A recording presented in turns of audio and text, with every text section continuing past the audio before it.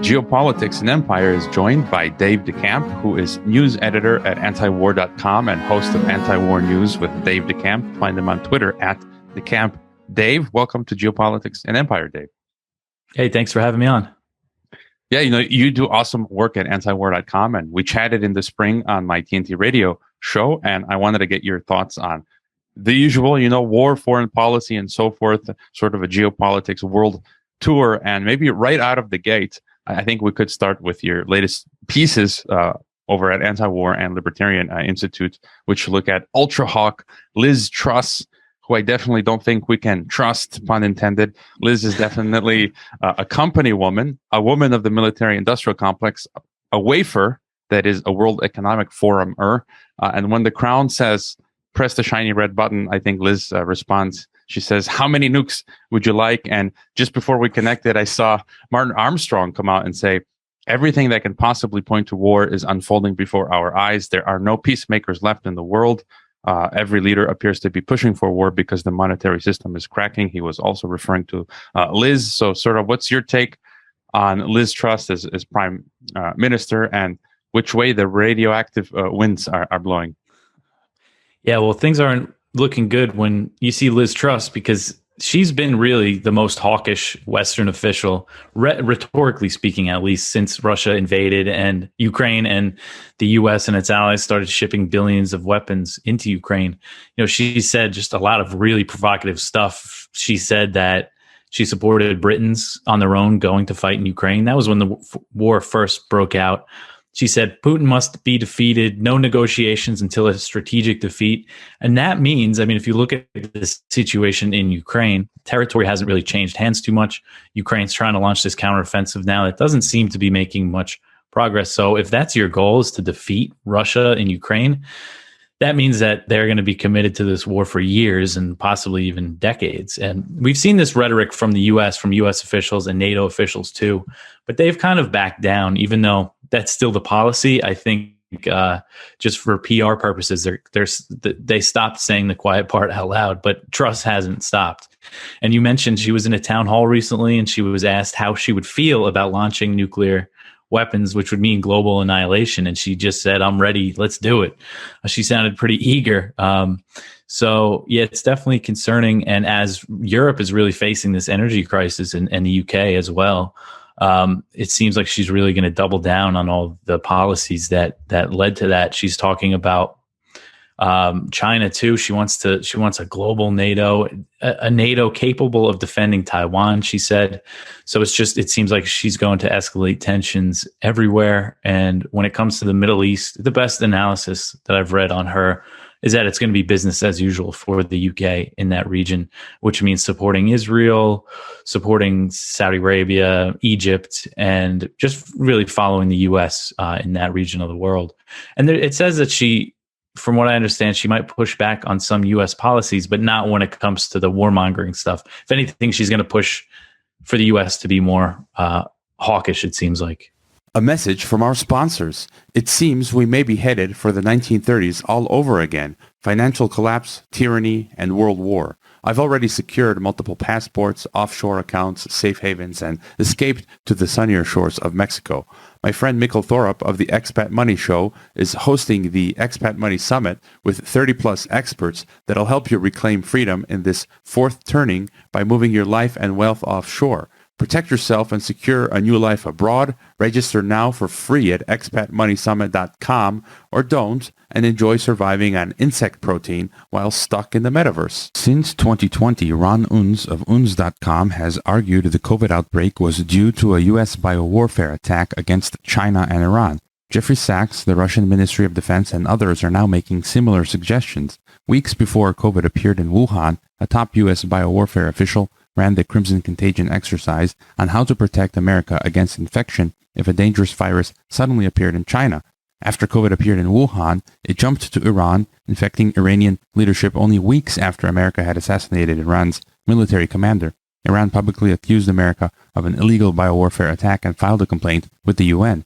Ron Unz has produced a free ebook and is available for interviews to further discuss this issue.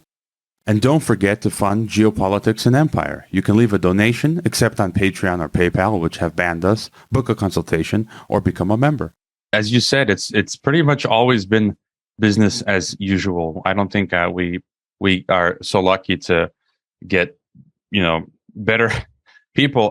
But you mentioned her giddy at unleashing nukes, and just maybe to get a broader context, I don't know if you caught it. I think it was some weeks ago. The top Russian television, I think his name is Vladimir. I can't remember his name. You probably know who he is, but even the Russians are just nonchalantly talking about nuking the island, the UK, Britain, and just that sort of rhetoric is also not. And they're pretty much, their attitude seems to be like, bring it, And they got through the Napoleon, they got through the Germans, and I think they've got this hardened, history and attitude of just like, bring it. If it comes to nukes, let's go. And so, any further thoughts there? Yeah, well, I think there is also a difference because you see the Russian broadcasters and state TV, they're very hawkish and are talking about nuking the island and stuff. But when you see the rhetoric from the Russian officials, from Putin and Dmitry Medvedev, who speaks a lot, who I think is a pretty good representation of what Putin's thinking. He's a former president and he's the deputy on the Russian Security Council now. They've had some pretty fiery rhetoric too, but it's still kind of couched in like, it's the worst case scenario would be nuclear war, and that they would only do it if they feel an existential threat. And then you see Truss just saying, when asked about her feelings, there should be some emotion there when you're discussing ordering possibly the end of humanity. And we just didn't see that from her. And also when it comes to Russia, right now we're kind of relying on the restraint of Russia to not get sucked into a direct NATO-Russian war, because British troops are in Ukraine. There's been reporting that says there's British special forces around Kiev training Ukrainian troops, and they're training thousands inside the UK. They're planning on training 10,000 Ukrainian soldiers within the span of 120 days. That's a small army there. So they're very involved in this war. And at what point will Russia say, all right, enough is enough, and either attack a NATO site or however they decide to do it, that we're ultimately relying on their restraint, which is not encouraging considering what they've been doing in Ukraine. Yeah, although to be fair, Medvedev, it's kind of amusing for me. He's been sounding a bit Rasputin-like or Nostradamus. He's been citing scripture and talking about horsemen and that sort of thing. So that's kind of interesting. And you've mentioned, you've been also talking about global NATO, and I view NATO as basically wanting to become the world policeman alongside its political arm, the United Nations. And we see NATO, it just continues to expand, seeking NATO global partners in Latin America, like with Colombia, trying to get Brazil on board. They're trying to create an Asian NATO. Recently, there's been talk of a Middle Eastern NATO, and just sort of, what's your take on this idea of global NATO and where NATO is at? Yeah, I mean, it really seems like they have their eyes on expanding into Asia to really confront China. They've said that for a couple of years now, basically identified China as a threat to the alliance. And it looks like it's following a similar pattern, at least in the Asia Pacific right now, in Southeast Asia. There's a lot of those countries are very reluctant to get on board with the US's plans in that region. They don't really want to pick a side. Some of them lean more towards China, but for the most part, it seems like they just don't want to get in the middle of these two superpowers. If there's going to be a war between them, it's going to be there. It's going to be around Taiwan and in Southeast Asia and in the greater Pacific area too. So at least I think there's some hope there in that these countries don't seem like they want to go along. But then on the other hand, you have Japan seems pretty willing. They're building up their military, and they have so many U.S. bases. But the U.S. seems like it's having trouble putting a new base. They want to establish a new fleet for the region. Right now, the U.S.'s 7th Fleet, which is based in Japan, they do all the operations, in the South China Sea and stuff, and they want to move something closer to that area. But I don't think they've been able to find a host. Australia is willing, but they're pretty far also. So I think their reluctance is kind of our best bet for avoiding, an expansion of NATO in the region and a situation similar to what we saw transpire in Eastern Europe. Because Ukraine and Taiwan are obviously very different, but the similarity here is that China's warning Taiwan's a red line and the US isn't listening. Similar to how it wasn't just Russia warning, it was many US foreign policy experts and officials saying, Ukraine, it's a red line for them. It could lead to a war. And then that's what happened. So with Taiwan now, and we're seeing really this bipartisan push started with Nancy Pelosi in the beginning of August, going to the island. And China responded by launching their largest ever military exercises around the island. They fired missiles over Taiwan, simulated a blockade. But that didn't stop. The U.S. delegations kept going. There's been 4 more since Pelosi visited. There are 2 governors, and I forgot her name. She's a senator, Republican from Tennessee, Marsha Blackburn, but just completely ridiculous, like Twitter tirade while she's in Taiwan, basically making it clear that she's there to stick it in China's face. And China's not backing down. They're keeping up the pressure. Taiwan shot down a drone in territory that they control near the mainland. A lot of people might not understand that Taiwan controls these small islands that are on the other side of the Taiwan Strait, on the mainland side. And where they shot down this drone, they didn't say it was a Chinese drone. They said it was an unidentified civilian drone, but it flew from Xiamen, which is the Chinese city that's only 2 miles from where this drone was shot down. So, that's an area where if China sees the U.S. keep pushing and pushing, that they could it looks like they could grab pretty easily, I would think, because it's right on the mainland.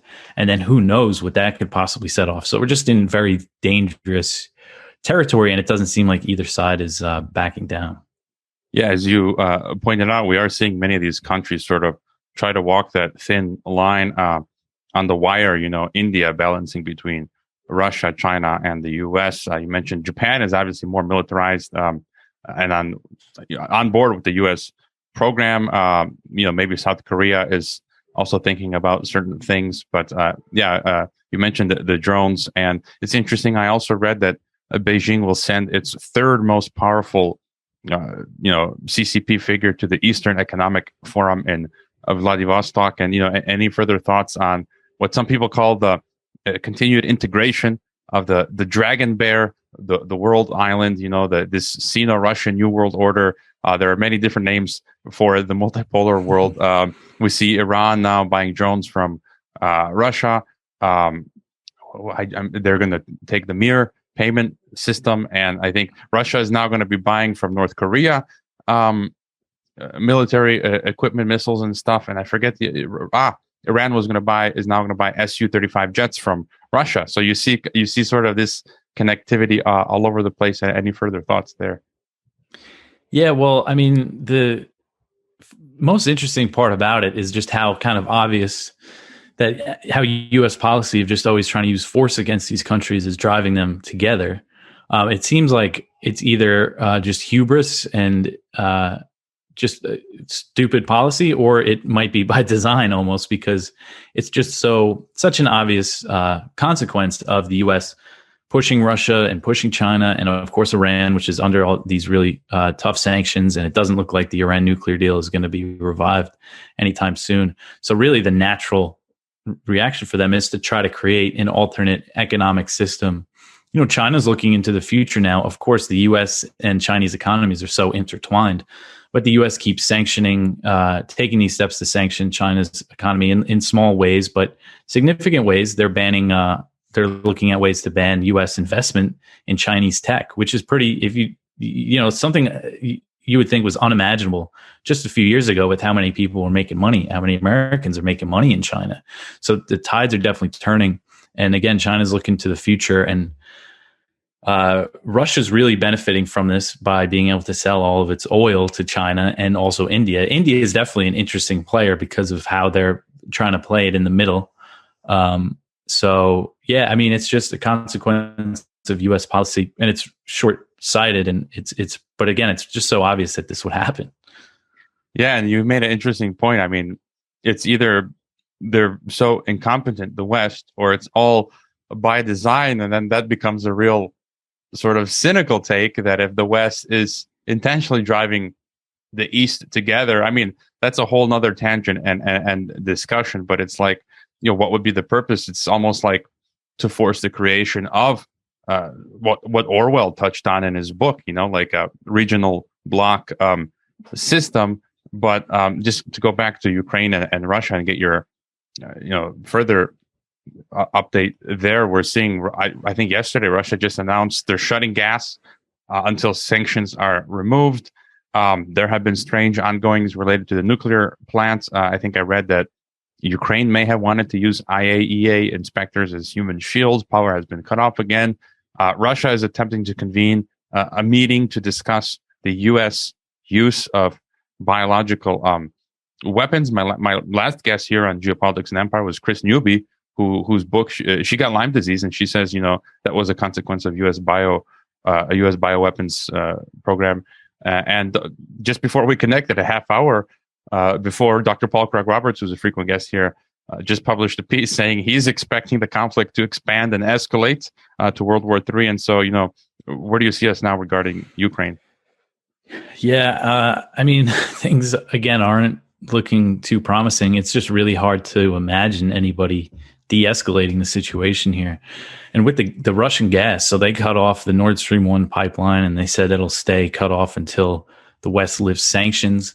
And that came after the G7, Treasury Secretary Janet Yellen and the other finance ministers from the G7 agreed to try to implement a price cap on Russian oil, which is, speaking of short-sighted policies, they've been talking about this for a while. And we've seen all these analysts and financial analysts, oil market analysts and experts say, if you try to do this, this is going to send oil prices really skyrocketing, because Russia will most likely retaliate by cutting off the countries that try to impose this cap and cutting oil production and taking a lot of their oil off the market, which, is natural, of course, going to send prices just soaring.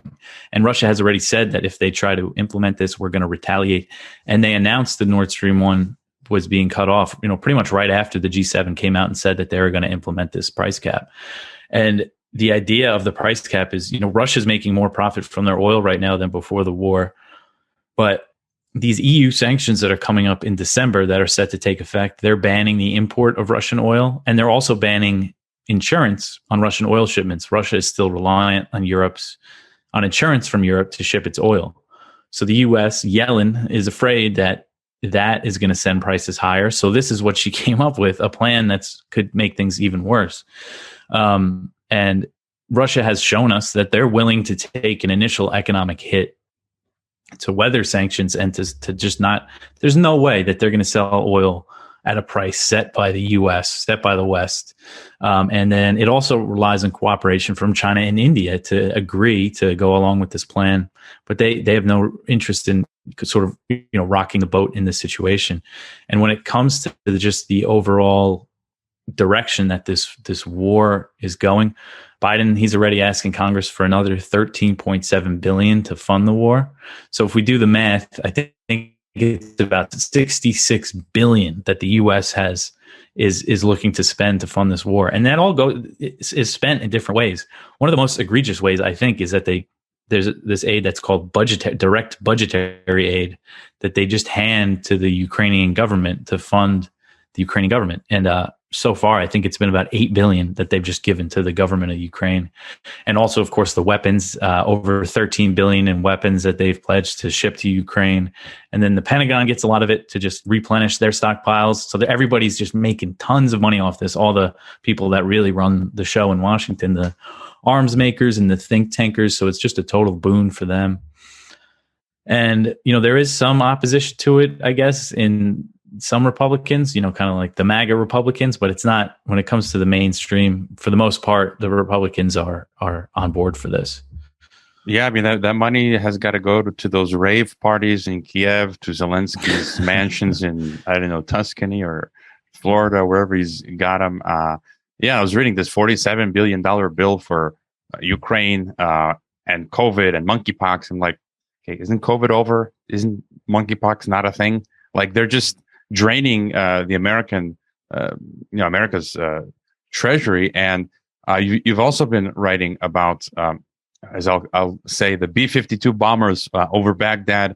They're often, you say, dispatched to the region during nuclear negotiations or amid soaring tensions with Iran. I recall last year I talked with Dr. Francis Boyle about this, and it was a year or two ago, and they did the same thing flying B-52s that could be equipped that are nuclear capable. And you said you don't think the JCPOA talks are going to succeed, but it just really seems like this same old tango between Washington, Tel Aviv, and Tehran. It's like things are quiet for a while, and then they revive, send the B-52s. You see in the press this talk about bombing Iran, and then things die down again. It's just rinse and repeat. Do you have any further insights on what's happening with Israel, Iran, and the U.S.? Yeah, this is pretty, a typical thing. We saw it a lot at the end of the Trump administration. A lot of bombers were flying over there when tensions were really high. Israel really stepped up its airstrikes in Syria and covert attacks inside Iran. It seemed like they were trying to provoke them while Trump was still in office.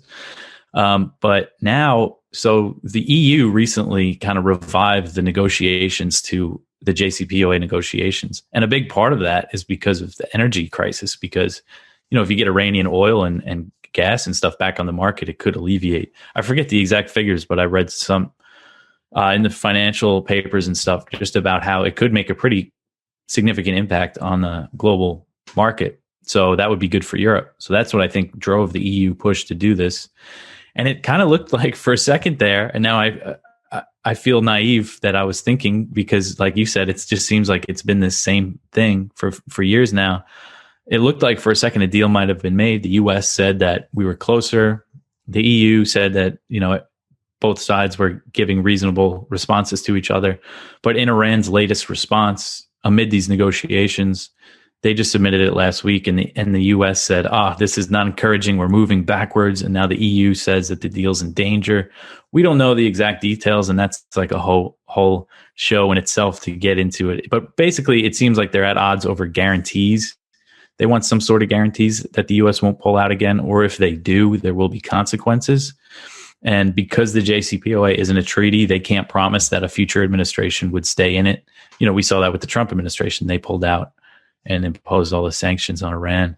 But they're looking for ways that if the US pulls out, they'll have exemptions. The businesses that are the Western companies that are doing business in Iran would have like a certain amount of time, a few years, sanctions exemptions if the US pulls out of the deal. Just because, if you're Iran and you're looking at politics in the US, it's pretty clear that a Republican is probably going to win. I mean, unless things in the next presidential election, unless things drastically change. And it's almost guaranteed that a Republican would pull out of the deal and put sanctions on Iran again. So, it has to be worthwhile for them. And Biden had a chance to revive the deal last year in other negotiations.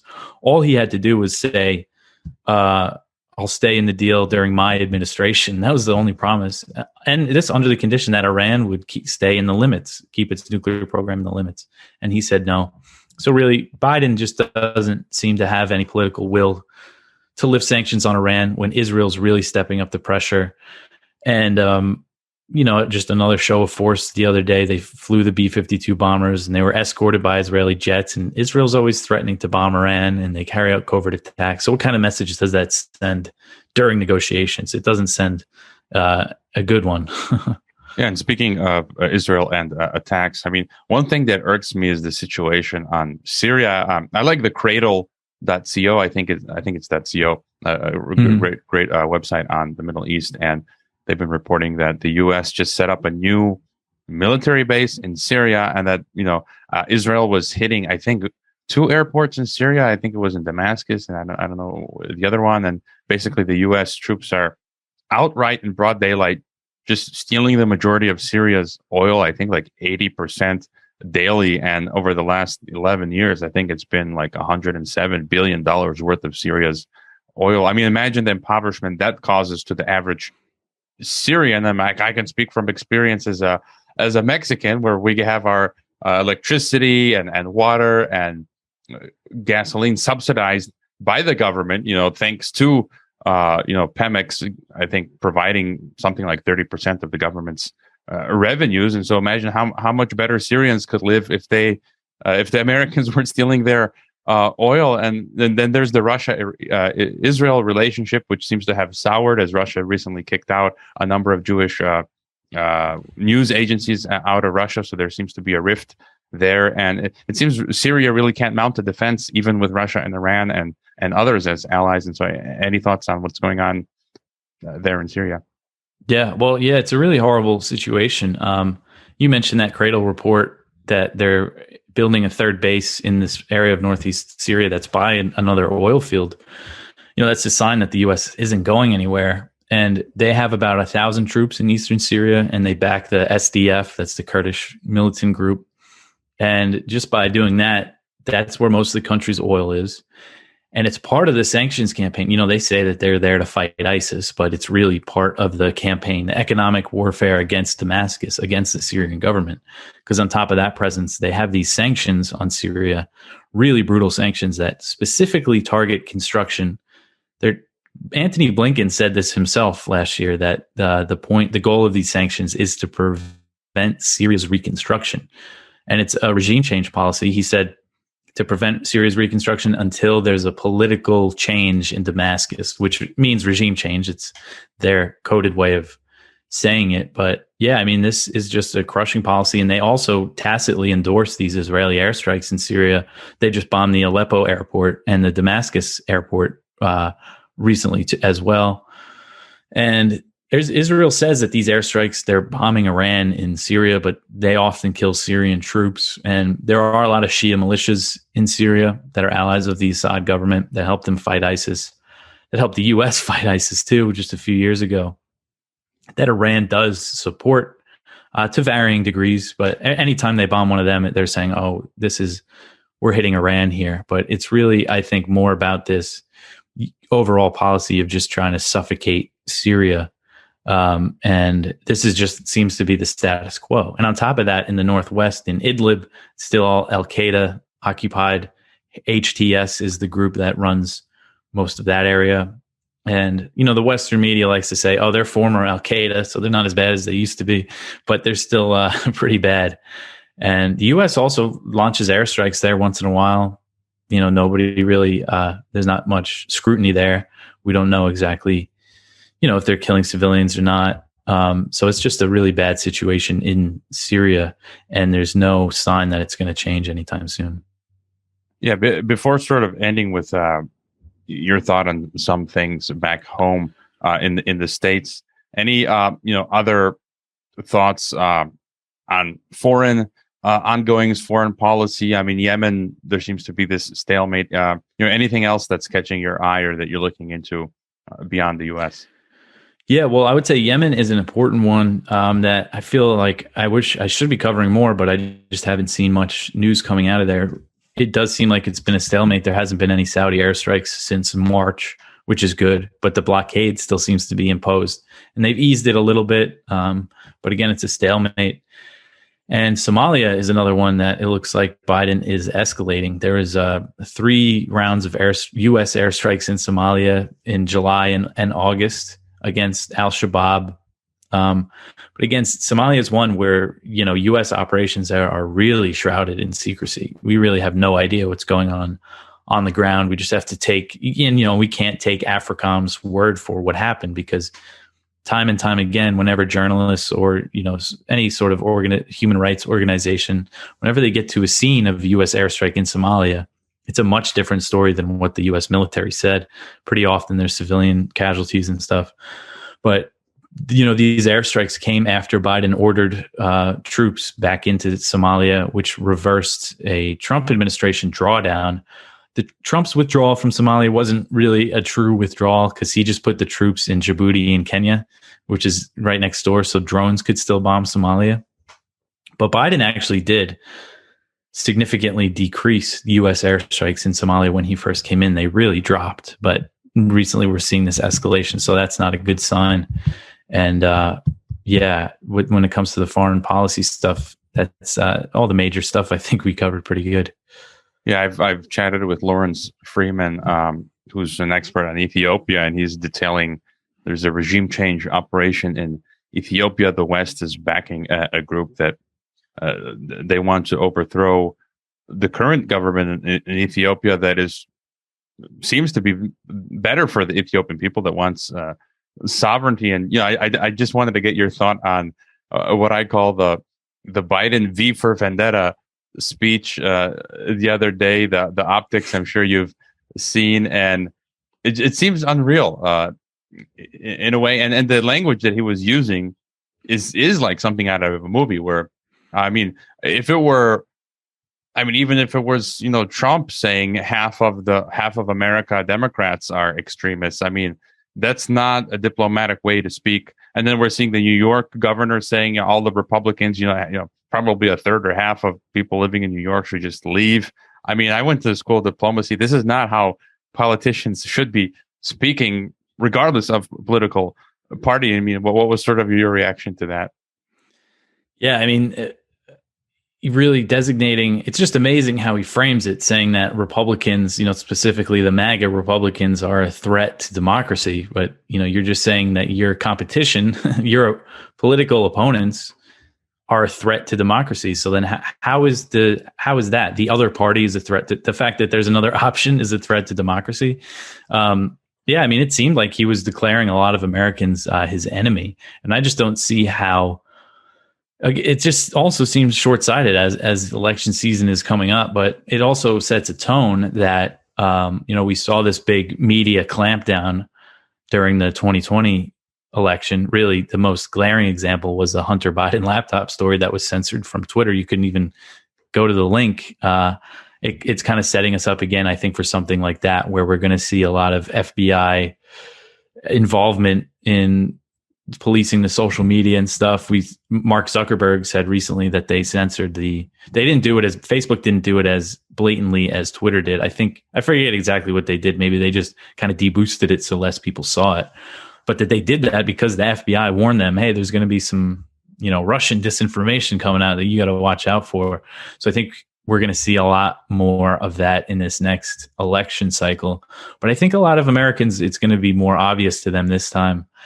Biden, I mean, he's really, his polling, it's just really not looking good for him. So I would just wonder what measures he will go to prevent the people around him really will go to prevent a Republican from winning, or, a MAGA type, another Trump type, if it's not Trump himself. I would be surprised if it's Trump, but, see how far they'll go to win the next one. Yeah, I'm starting to freak out about what sort of October surprise they might pull. Pandemics, monkeypoxes. I mean, who knows what what might happen? And then and any final thought for us then? Yeah, it's definitely when it comes to the October surprise, hopefully it's not a war with Russia or China. Because I always think, this is those are unthinkable things because of nuclear weapons. But now I'm just starting to kind of doubt that these people wouldn't take that next step when it comes to this war. So, yeah, I mean, this is just the direction that the U.S. empire is going. It's confronting Russia and China. And I think it's just a really dangerous era that we have entered.